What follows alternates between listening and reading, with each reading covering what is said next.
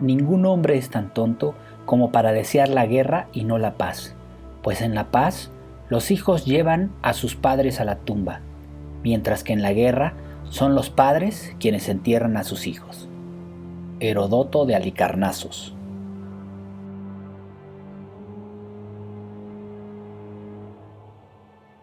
Voy a hacer una pequeña introducción para hablar un poquito de dónde sale el tema de la planeación estratégica. ¿De dónde sale el término estrategia y por qué es importante? Bueno, pues aquí lo que te puse en esta filmina es la legendaria batalla de Maratón. Ustedes saben que el gran enemigo de los griegos desde hace muchísimos siglos fue el imperio persa. Con el rey Darío en su máximo esplendor, pues estaba empujando hacia todos lados. Los persas estaban expandiendo por todo el mundo. La entrada de Europa pues es Grecia.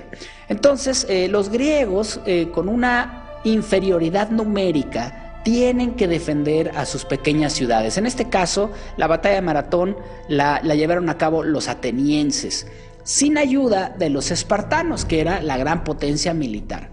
Los espartanos dijeron, no podemos ir a esta batalla porque tenemos unas festividades religiosas y cuando terminemos nuestras festividades los ayudaremos. Entonces los atenienses tuvieron que enfrentar solos esta invasión. Y esta invasión cambió la historia de Grecia. En el mapa que tienen ahí en la pantalla podemos ver las líneas rojas punteadas. Pues eso representan la parte punteada cuando los persas entran a la playa. Está claramente ahí el mar, entran a la playa y forman un gran bloque que son las líneas punteadas rojas.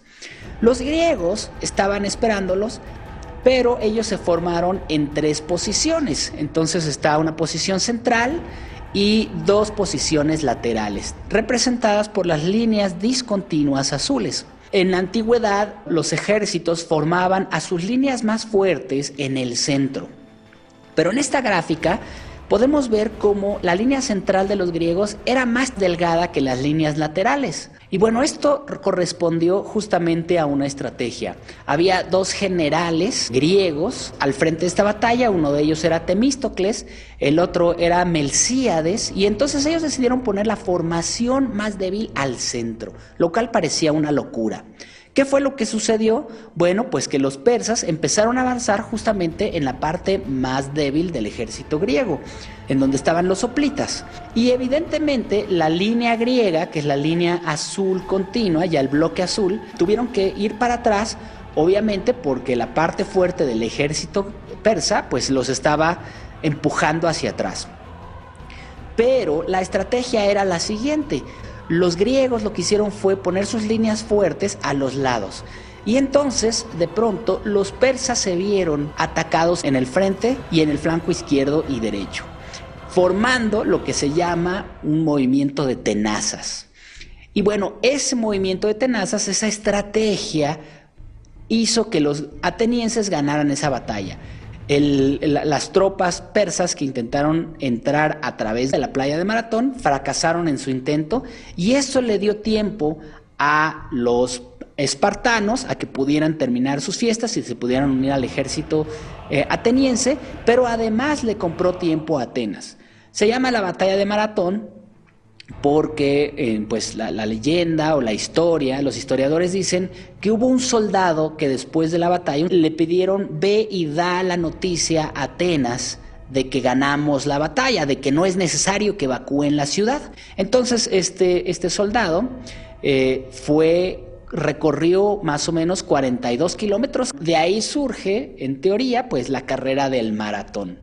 La palabra estrategia viene de este momento histórico. Los ejércitos se ponían en diferentes estratos, es decir, en diferentes niveles.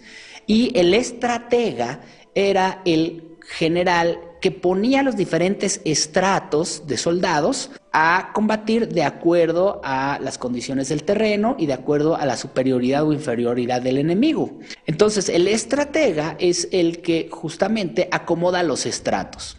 Pero había algo muy particular de este estratega. En este caso, el general Temístocles y el general Melcíades estaban en las posiciones de los hoplitas haciendo modificaciones.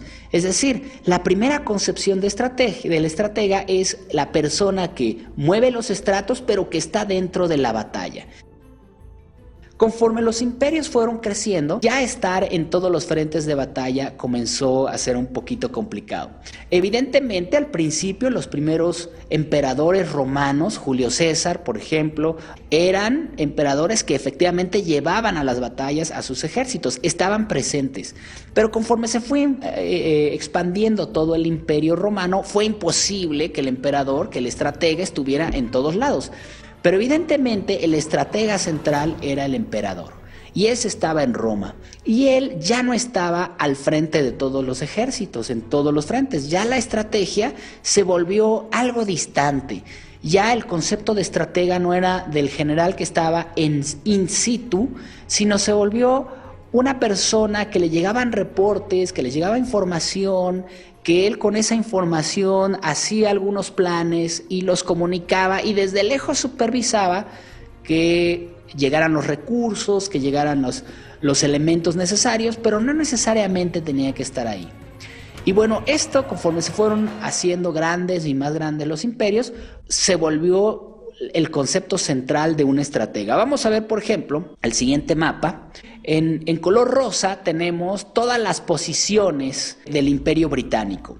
Entonces, la primera posición británica importantísima era Gibraltar. Está justamente entre España y África. Y es que ese era un punto estratégico. Para conquistar todo el Mediterráneo, los ingleses se dieron cuenta que no tienes que conquistar a todos los países que están alrededor del Mediterráneo, tienes que conquistar las puertas. Gibraltar es la puerta al Mediterráneo. La otra puerta está en Egipto. Ustedes saben que entre Egipto y lo que es hoy Arabia Saudita pasa el canal de Suez. Entonces, si tú quieres ir a la India, por ejemplo, si querías hacerlo a través del Mediterráneo, tenías que pasar por Gibraltar y después por Suez. Se dieron cuenta entonces los británicos que no es necesario conquistar todos los territorios, basta con tener posiciones estratégicas. Y eso mismo sucedió en la historia de la estrategia. De pronto el estratega no es el que está in situ en la batalla, sino el que controla posiciones estratégicas. Otra posición estratégica que tenía la Gran Bretaña, pues si tú quieres ir a la India y no puedes hacerlo a través del Mediterráneo, pues ¿por qué no bajar por África? Si quieres controlar el paso de barcos por el sur, tienes que hacerte de Sudáfrica. Entonces todos los barcos que querían ir a la India, pues tenían cerrado Gibraltar, tenían cerrado Suez y tenían que pasar a través de Sudáfrica, que también era una posición británica. Entonces el concepto de estrategia se centra más bien en controlar puntos clave, lugares en donde es obligatorio el paso.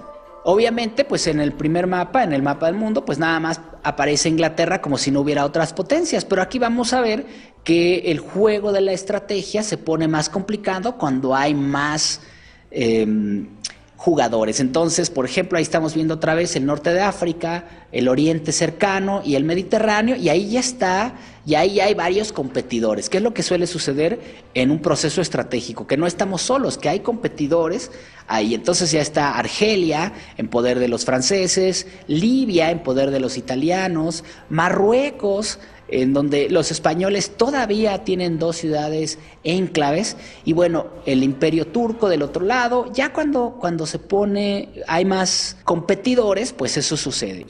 Esto parecería una introducción a una clase de historia, pero la estrategia es eso, es historia de la posición de los imperios y ahora de las organizaciones. Hoy en día, así como en el antiguo mundo griego, persa, la estrategia sigue siendo algo vigente, sigue siendo algo muy importante. Mi nombre es Roberto Villaseñor y espero que este resumen conceptual haya sido de utilidad.